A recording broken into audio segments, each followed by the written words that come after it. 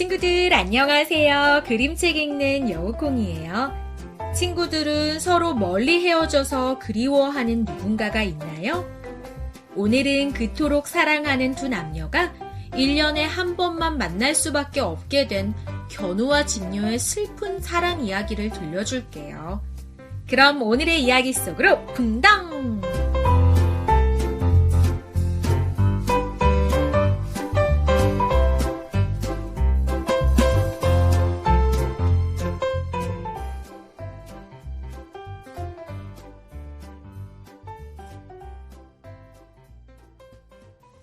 견우와 직녀.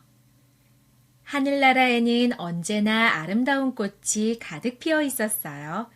새들은 제각기 즐겁게 노래를 불렀죠.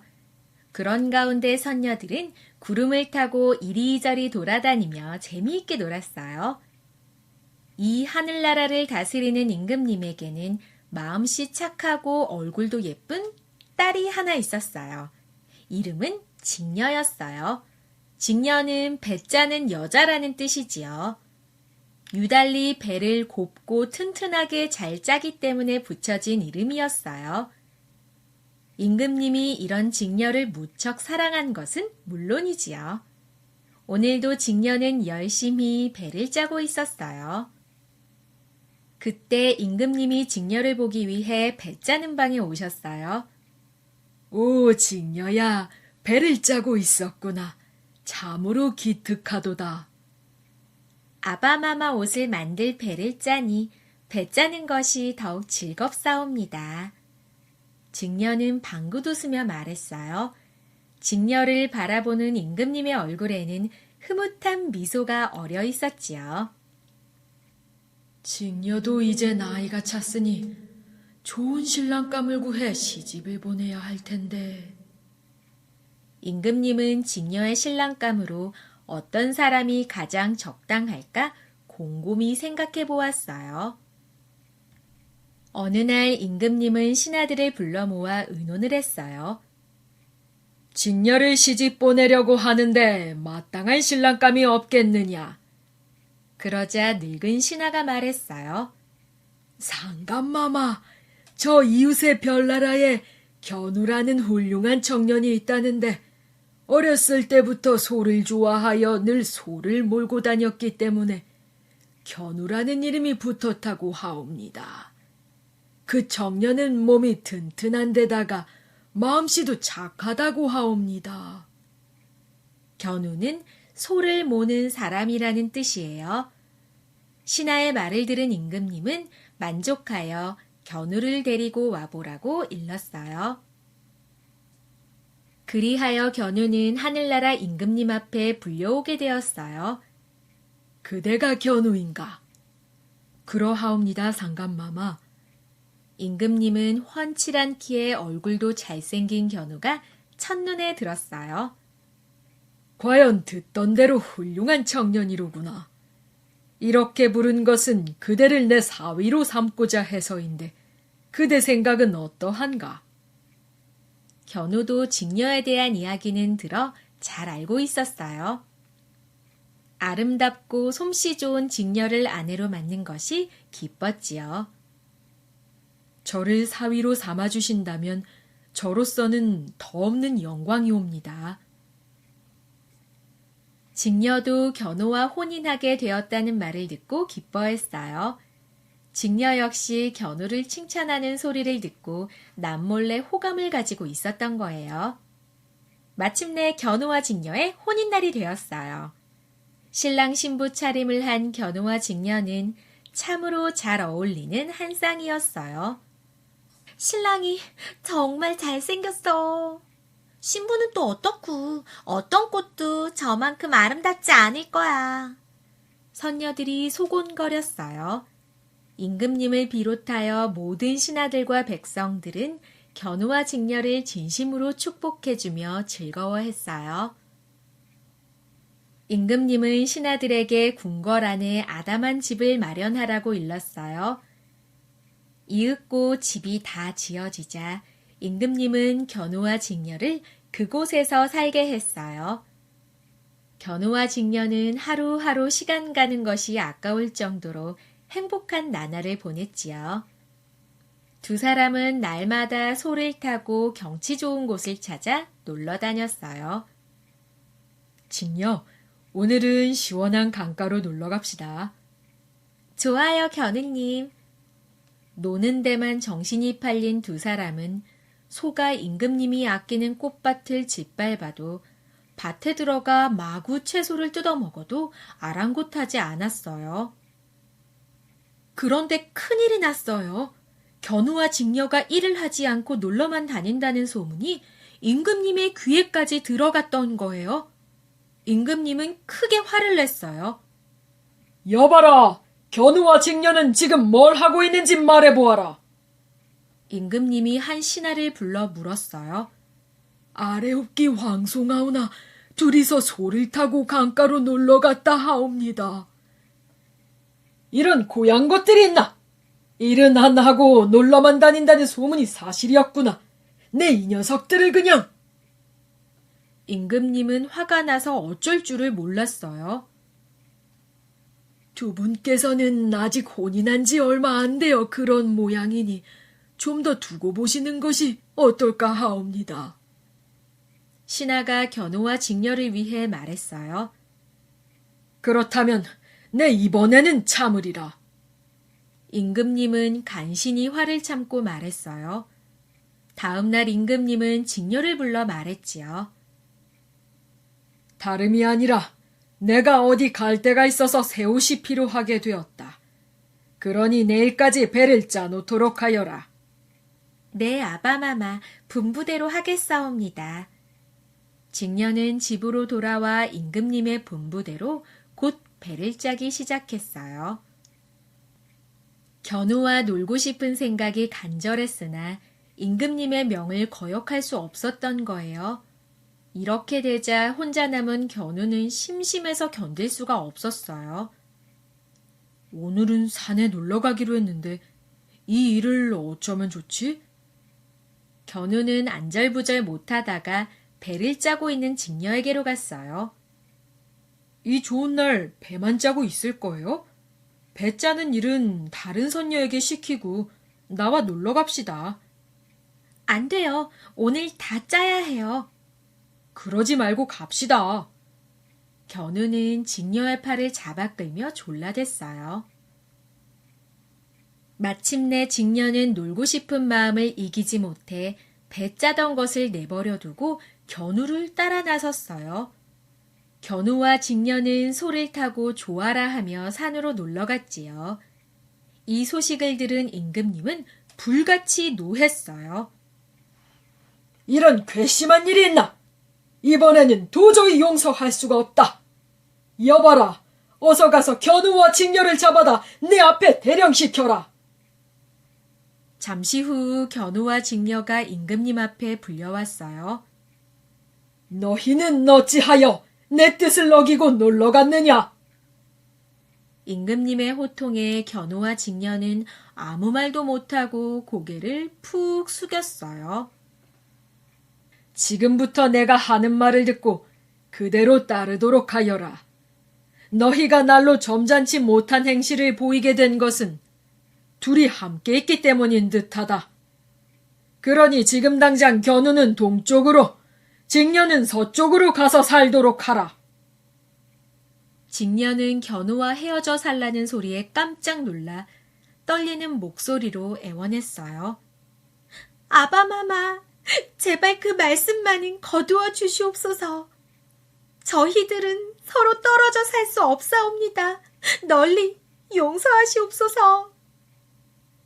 그러나 임금님의 화는 좀처럼 누그러지지 않았어요.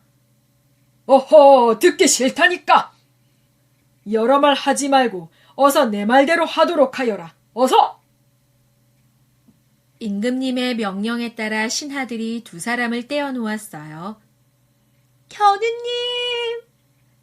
직녀! 견우와 직녀는 서로 부둥켜 안고 울었어요.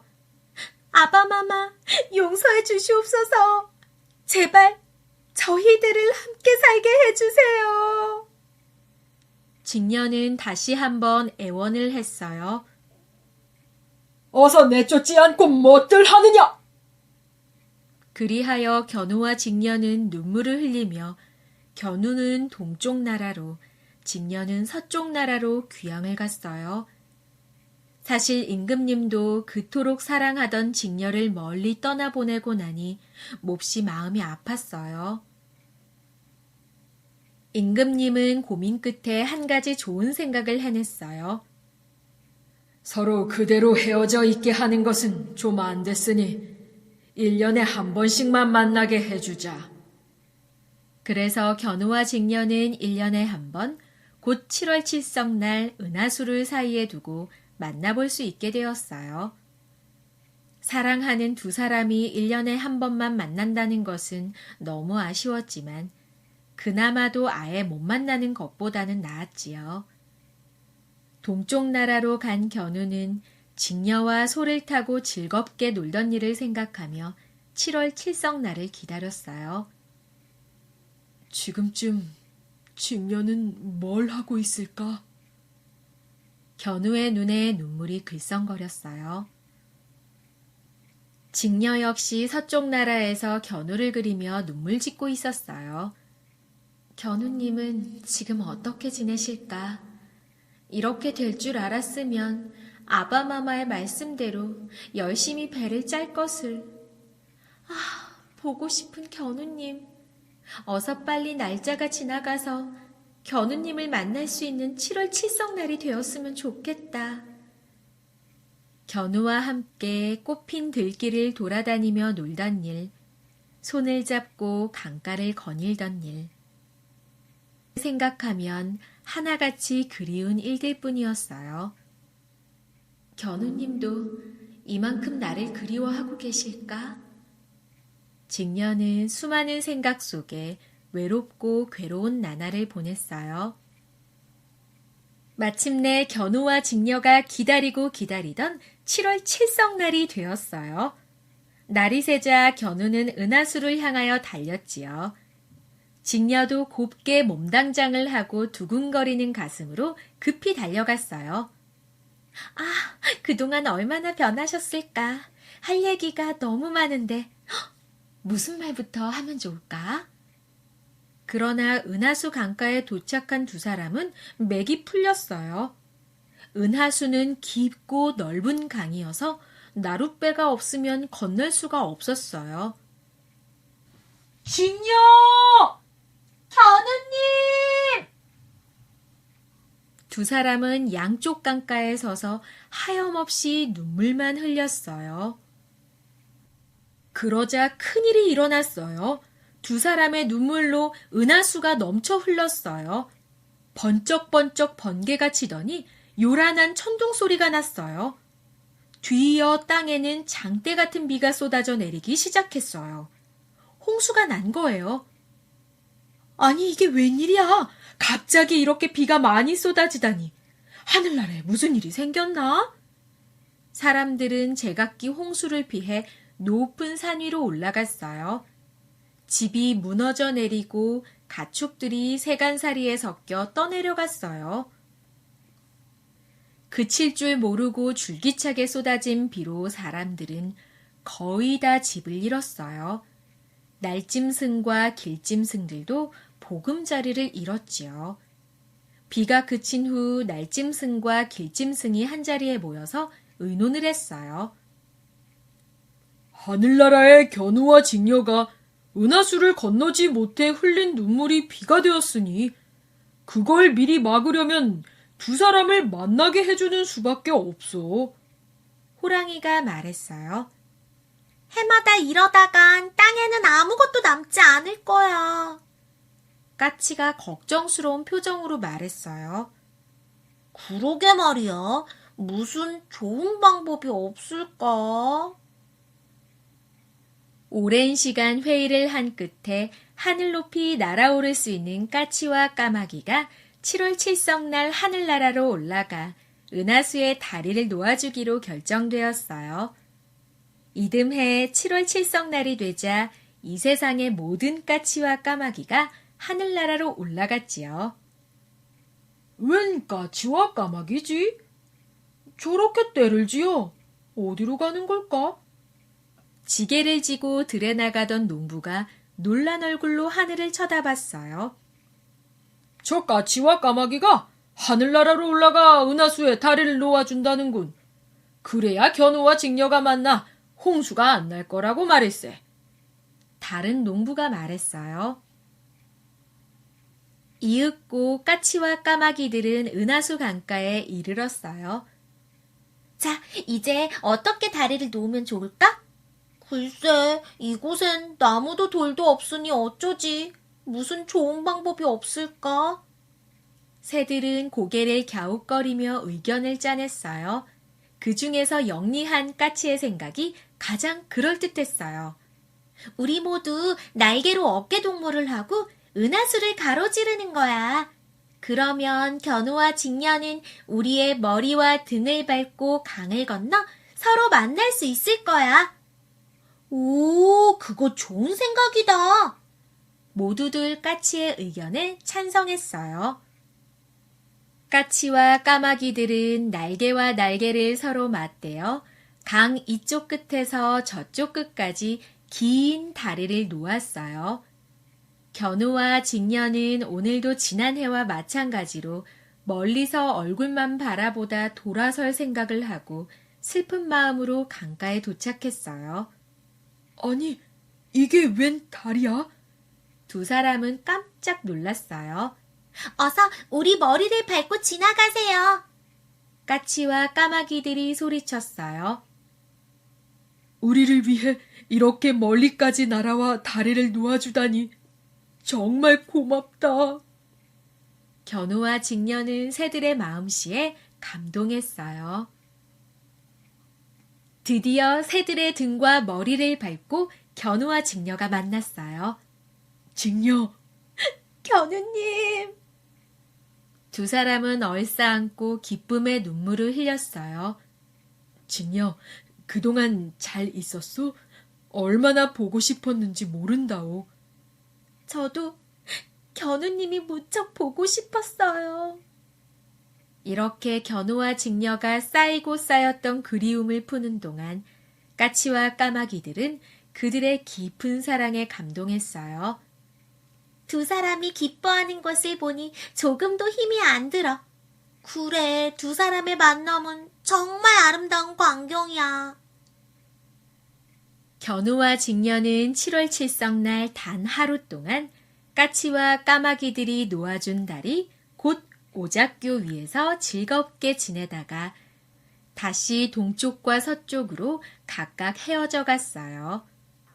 그 후에도 까마귀와 까치들은 해마다 7월 칠성날이 되면 은하수에 다리를 놓아주러 하늘나라로 갔어요. 물론 그 다음부터는 홍수가 나지 않았어요. 그래도 비가 조금씩은 내리는데 그것은 오랜만에 만나는 견우와 직녀의 반가움의 눈물이에요. 지금도 7월 칠석이 지나고 나면 까치와 까마귀의 머리가 벗어지는데 견우와 직녀가 그 위를 밟고 지나가기 때문이라고 전해지고 있어요.